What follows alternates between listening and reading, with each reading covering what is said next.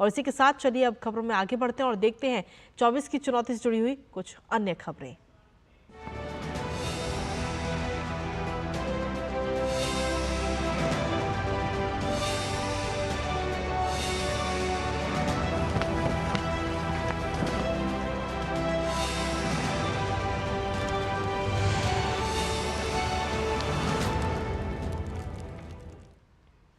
तो लोकसभा चुनाव के चौथे चरण के लिए चुनाव प्रचार का शोर आज शाम को थम जाएगा। चौथे चरण में 13 मई को 10 राज्यों की 96 लोकसभा सीटों पर मतदान होगा। इस चरण में आंध्र प्रदेश की सभी 25 और तेलंगाना की सभी 17 लोकसभा सीटों पर मतदान होगा। तो वहीं बिहार की 5, झारखंड की 4, मध्य प्रदेश की 8, महाराष्ट्र की 11, ओडिशा की 4, यूपी की 13, पश्चिम बंगाल की 8 और जम्मू कश्मीर की 1 सीट पर मतदान होना है। मतदान की तैयारियां पूरी कर ली गई हैं। राजनीतिक दलों के सामने चौथे चरण में भी मतदान प्रतिशत बढ़ाने की चुनौती होगी।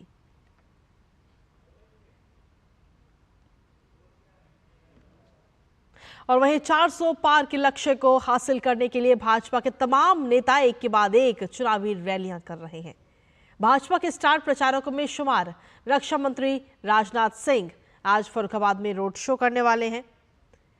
राजनाथ सिंह भाजपा प्रत्याशी मुकेश राजपूत के समर्थन में रोड शो करेंगे। तो वहीं मुख्यमंत्री योगी आदित्यनाथ आज बिहार के बेगूसराय में और यूपी के कानपुर में जनसभा को संबोधित करेंगे। उत्तराखंड के मुख्यमंत्री पुष्कर सिंह धामी जौनपुर में चुनावी जनसभा को संबोधित करेंगे आज। तो लोकसभा चुनाव के 7वें और अंतिम चरण की अगर बात करें तो विभिन्न राजनीतिक दलों के नेताओं द्वारा नामांकन पत्र दाखिल करने का जो दौर है वो जारी है। भाजपा के वरिष्ठ नेता और केंद्रीय मंत्री अनुराग सिंह ठाकुर आज हिमाचल प्रदेश की हमीरपुर लोकसभा सीट से अपना नामांकन पत्र दाखिल करेंगे। अनुराग सिंह ठाकुर ने आज हिमाचल प्रदेश के हमीरपुर में समीरपुर स्थित अपने आवास पर कन्या पूजन पहले किया। हमीरपुर लोकसभा सीट पर 7वें और अंतिम चरण में यानी कि 1 जून को मतदान होना है। इस दौरान केंद्रीय मंत्री अनुराग सिंह ठाकुर ने कहा कि उन्होंने कन्या पूजन और मां के आशीर्वाद के साथ अपने अभियान की शुरुआत की है। उन्होंने विश्वास जताया कि प्रधानमंत्री नरेंद्र मोदी के कार्यों और उनके निर्वाचन क्षेत्र के विकास के साथ वो जनता के बीच हैं और वो भारी जीत भी हासिल करेंगे। मुझे 4 बार लोकसभा में जाने का अवसर मिला, 5वीं बार निकला हूं। मोदी जी के किए काम, हमारा क्षेत्र का विकास, इन सब से एक बड़ी जीत की ओर हम अग्रसर होंगे।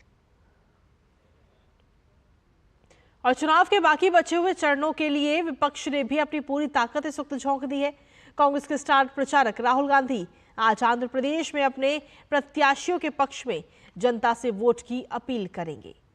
राहुल गांधी आज सुबह वाईएसआर घाट जाएंगे, जहां वाईएस राजशेखर को श्रद्धांजलि अर्पित करेंगे और इसके बाद में कडप्पा में एक जनसभा को संबोधित करेंगे। कांग्रेस नेता प्रियंका गांधी आज महाराष्ट्र के नंदुरबार में चुनाव प्रचार करती हुई नजर आएंगी।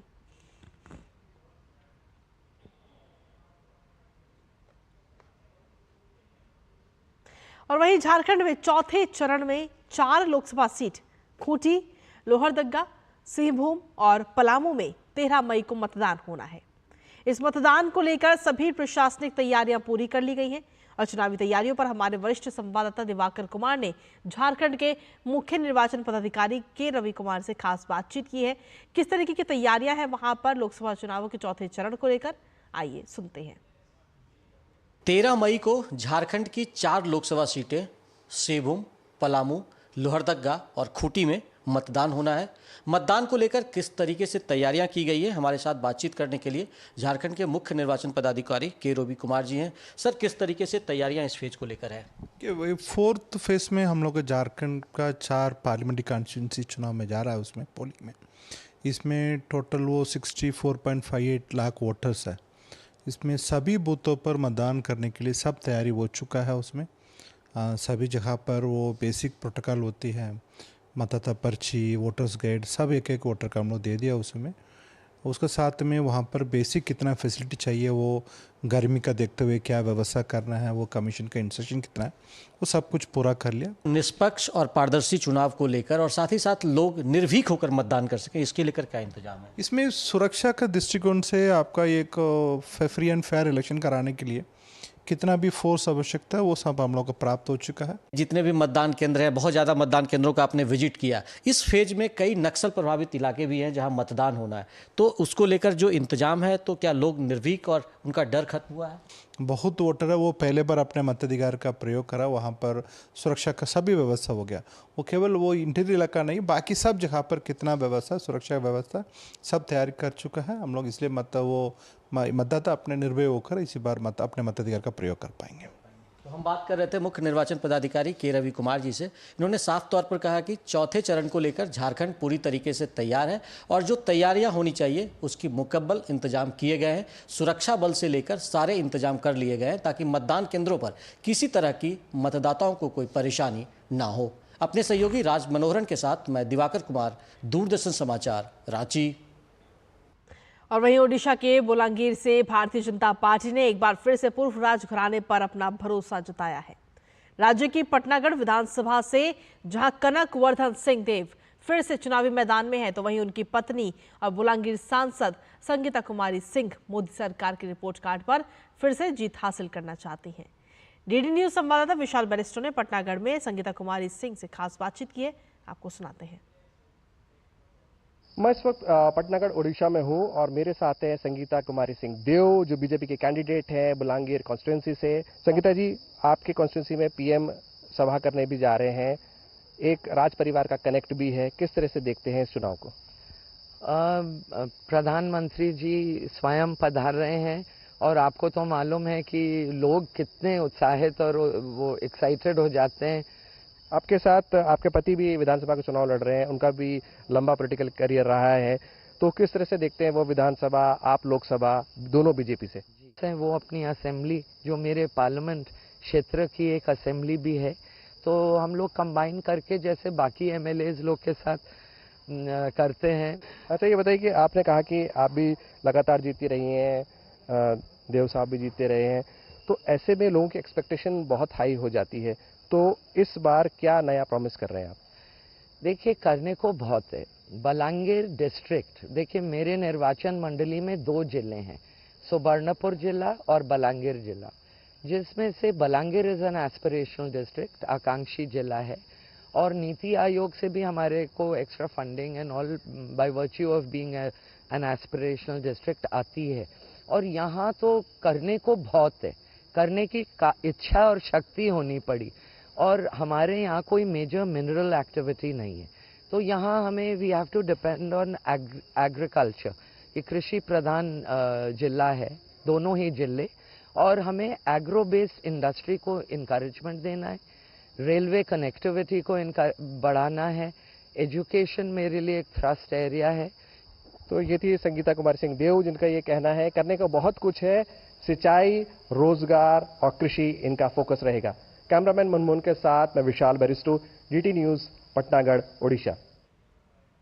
और समाचारों में खबरों का सिलसिला जो है वो यूं ही लगातार जारी, लेकिन इसी बीच बुलेटिन में वक्त एक छोटे से ब्रेक का है, जल्द हाजिर होते हैं।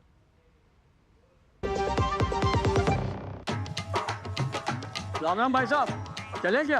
अरे कल शादी है, हम वोट डालने नहीं जा सकते भैया। बाबा, एक वोट दिए थे, किसान सम्मान का पैसा आ रहा है ना सीधा खाते में, जो हमारे लिए दिन रात दौड़ती हैं। आप उनके लिए तो कदम नहीं चल सकते। सयानी हो गई है, देखो। बातें बाद में, अभी आप जाओ। ठीक है।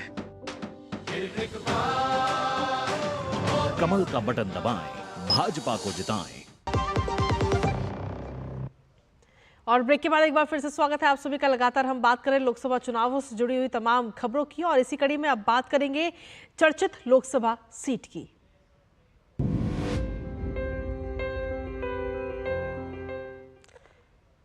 तो तेलंगाना की हैदराबाद लोकसभा सीट इस वक्त हॉट सीट बनी हुई है। इन चुनावों में चर्चा का विषय ये सीट बनी हुई है, क्योंकि हैदराबाद की सियासत में 4 दशक से दबदबा बनाए रखने वाले ओवैसी परिवार को पहली बार कड़े संघर्ष का सामना करना पड़ रहा है। हैदराबाद में AIMIM प्रत्याशी असदुद्दीन ओवैसी की राह रोकने भाजपा प्रत्याशी माधवी लता खड़ी हुई हैं। और क्या कहते हैं हैदराबाद के राजनीतिक समीकरण, आइए जानते हैं इस खास रिपोर्ट के जरिए।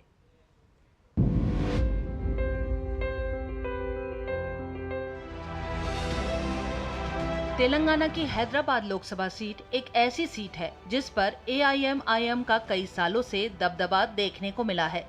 2004 के लोकसभा चुनाव से ही ये सीट AIMIM प्रमुख असदुद्दीन ओवैसी के पास रही है। हैदराबादियों का ओवैसी परिवार की 3 पीढ़ियों से सियासी रिश्ता है। इसी वजह से असदुद्दीन ओवैसी हैदराबाद लोकसभा सीट पर 20 साल से अजेय हैं। उनके पिता भी 20 साल तक यूं ही जीतते आए थे। हालांकि इस बार मामला थोड़ा अलग है। उनका सीधा मुकाबला भाजपा की डॉक्टर माधवी लता से है। हालांकि माधवी राजनीति में नई हैं, लेकिन वाक्पटुता में निपुण हैं।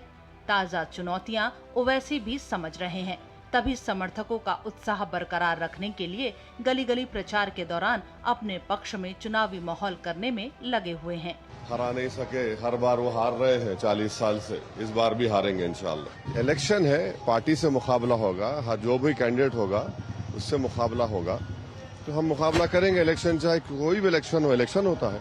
वहीं इस सीट से भाजपा की ओर से चुनावी मैदान में उतरी डॉक्टर माधवी लता हैदराबाद के विकास की अनदेखी के लिए असदुद्दीन ओवैसी को जिम्मेदार बता रही हैं। इसके अलावा वो प्रधानमंत्री मोदी के विकसित भारत के मंत्र और मुस्लिम महिलाओं के उत्थान के लिए किए गए कई ऐतिहासिक फैसलों को लेकर जनता से अपने पक्ष में मतदान की अपील कर रही हैं। हाँ जी, हमारे लिए चुनाव अब की बार एक त्योहार है, और ऐसा त्योहार जहां हम जिस प्रकार का अन्याय से लड़कर न्याय नहीं जीता था, जिस प्रकार से झूठ से लड़कर सच नहीं जीता था, अब की बार हम 40 साल के एक अंडर डेवलप्ड स्टेज से निकलकर एक डेवलपमेंट के ओर जाने का त्योहार है ये।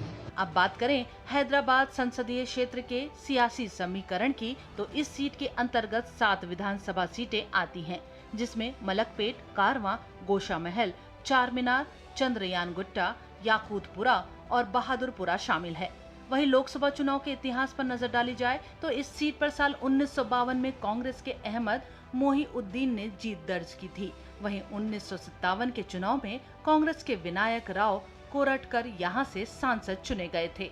इसके अलावा 1962 से 1971 के चुनावों में GS मेलकोटे ने जीत हासिल की। वहीं 1977 और 80 के चुनावों में कांग्रेस के KS नारायण यहां से सांसद चुने गए। इसके बाद यहां ओवैसी परिवार का ही दबदबा देखने को मिला।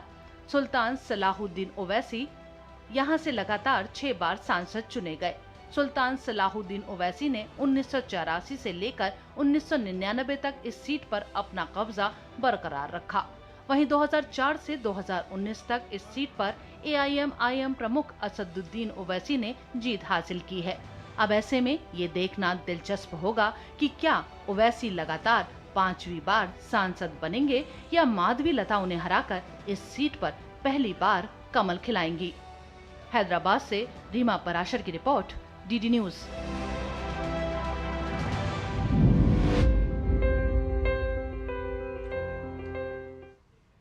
तो हम बात कर रहे हो हॉट सीट की, और ऐसे में ओवैसी परिवार के 4 दशकों के इस तिलिस्म को तोड़ने के लिए पहली बार चुनाव लड़ रही माधवी लता ने हैदराबाद स्थित ओल्ड सिटी में लोकल बम में बढ़ चढ़कर प्रचार किया है। इस दौरान चुनावी मुद्दों पर माधवी लता ने से खास बातचीत की हमारे संवाददाता OP यादव ने, आपको सुनाते हैं। हैदराबाद की बिरयानी का स्वाद जितना स्वादिष्ट है उतना ही रोमांचक यहाँ सियासी राजनीतिक समीकरण भी बन गया है। किस तरह की मिठास चुनावी प्रचार में चल रही है, इस विषय पर बात करने के लिए हमारे साथ मौजूद है हैदराबाद से भारतीय जनता पार्टी की प्रत्याशी माधवी लता। माधवी जी, लगातार आप प्रचार कर रही हैं, कैसा सूरत हाल है चुनाव का? लेकिन आपका और एक बात मुझे बताना पड़ेगा, आपने सिर्फ बिरयानी की जिक्र की है, आपने ढोकले के जिक्र नहीं की, आपने कचौरी के जिक्र नहीं की है। ये सारे हमारे हैदराबाद लोकसभा पार्लियामेंट में मिलते हैं। 18 प्रकार की भाषा बात करने वाले यहाँ पर लोग रहते हैं। आप इलेक्शंस की बात करेंगे तो बहुत जोर से चल रहा है, जम से चल रहा है, लोग बड़े जोश में हैं। अब की बात सच्चाई को, न्याय को जिताने पे ठान लिए हैं। यहाँ पर बात करें तकरीबन 5,40,964 के करीब मतदाता के बोगस नाम थे, वो भी उड़ा दिए गए। ये क्या कारण था और क्या कौन थे ये मतदाता? जी, मैं एक ही बात बता सकती हूँ, यहाँ पर यहाँ के लोगों में जो भड़काऊ भाषण लेके आकर लोगों के बीच में दरार जो पैदा करते हैं वो सही बात नहीं होता। कोई भी लड़ाई, यानी कि मेरे कहने का मतलब है इलेक्शन मजहब के नाम पे नहीं होना चाहिए, तरक्की के नाम पे होना चाहिए। आप यहाँ चुनावी मुद्दे कौन कौन से देख रहे हैं? मैं देख रही हूँ यहाँ, देखिए यहाँ पर एक है जैसे कि रोड ठीक नहीं है, यहाँ पे ड्रेनेज का पाइपलाइन ठीक तरह से नहीं रहते, यहाँ पानी वक्त पे नहीं आता है, यहाँ पे लाइट नहीं जलते हैं, या कई सारे गरीब बच्चे पढ़ नहीं पाते क्योंकि यहाँ के प्राइवेट कॉलेजेस का, स्कूल्स का यानी कि बहुत ज़्यादा रेट्स फीस ज़्यादा होता है। रोड पे कई प्रकार के इतने कचड़े कुंडे, आप यकीन नहीं करते हो, तकरीबन 2005। और इसी बीच चलिए सीधा रुख करते हैं इस वक्त दिल्ली बीजेपी मुख्यालय का, जहां पर सुधांशु त्रिवेदी क्या कुछ कह रहे हैं, आइए सुनते हैं। राम मंदिर में दर्शन करने के एक दिन बाद आया है।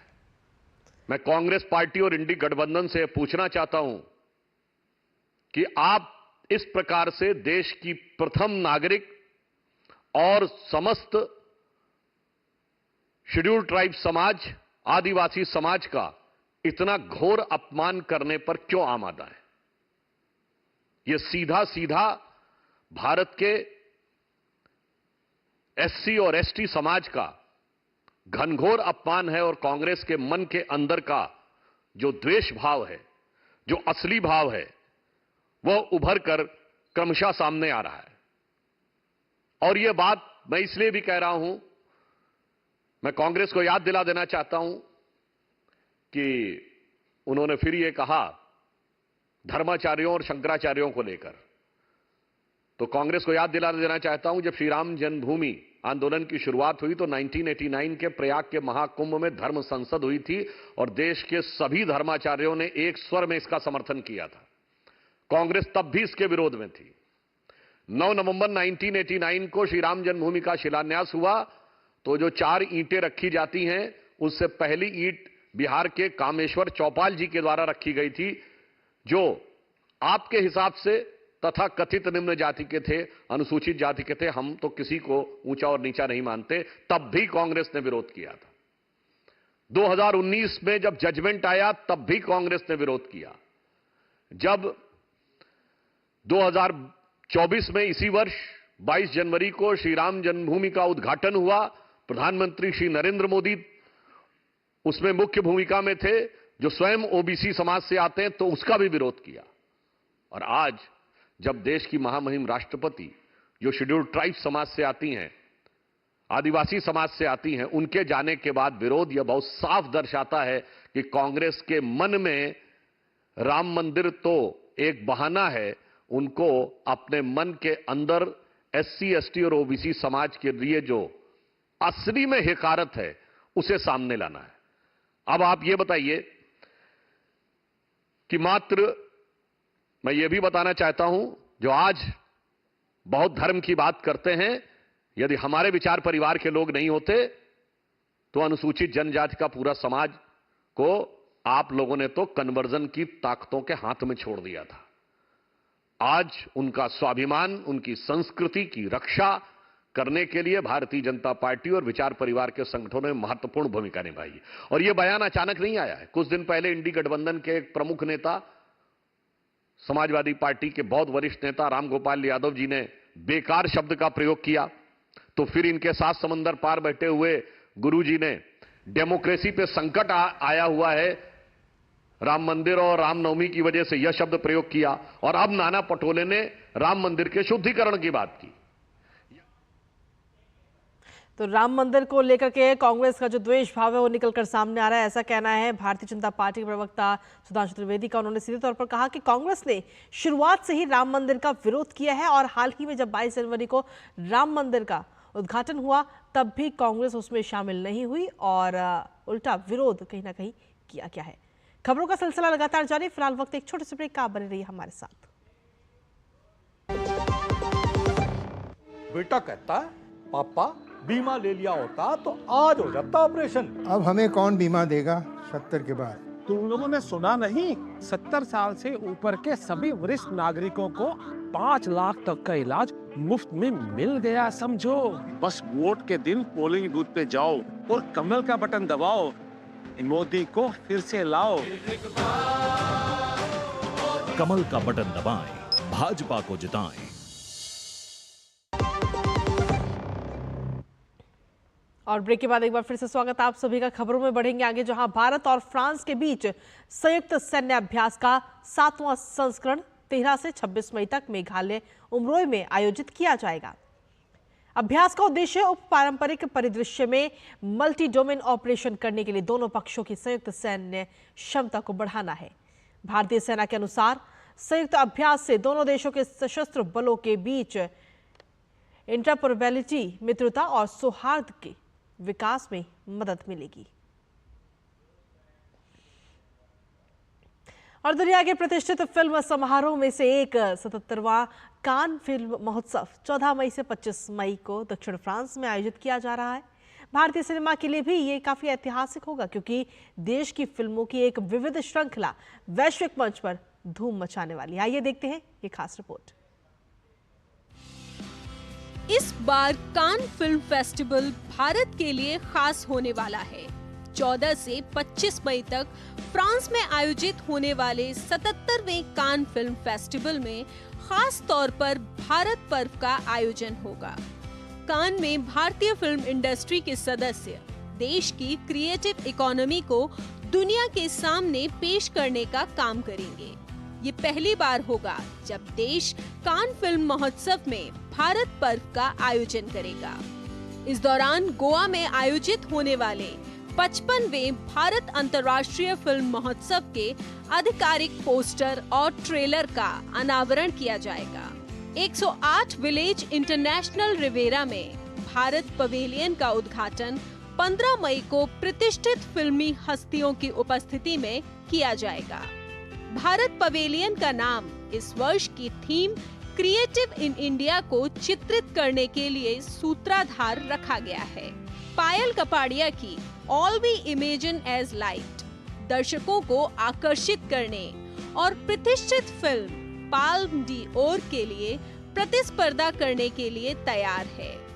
यह एक महत्वपूर्ण मील का पत्थर है, क्योंकि भारतीय एंट्री कान फिल्म महोत्सव आधिकारिक चयन के प्रतियोगिता खंड में 3 दशकों के बाद हुई है। भारतीय फिल्म और टेलीविजन संस्थान के छात्र की film Sunflowers were first ones to know को ला सिनेमा प्रतिस्पर्धी खंड में चुना गया है। श्याम बेनेगल की मंथन अमूल डेयरी सहकारी आंदोलन पर केंद्रित एक फिल्म क्लासेस सैंक्शन में प्रस्तुत की जाएगी। राष्ट्रीय पुरस्कार विजेता सिनेमेटोग्राफर संतोष सिवन को कान फिल्म महोत्सव में प्रतिष्ठित पियर अजेन्यू ट्रिब्यूट दिया जाएगा। इस मौके पर वो कान के प्रतिनिधियों के लिए एक मास्टर क्लास भी देंगे।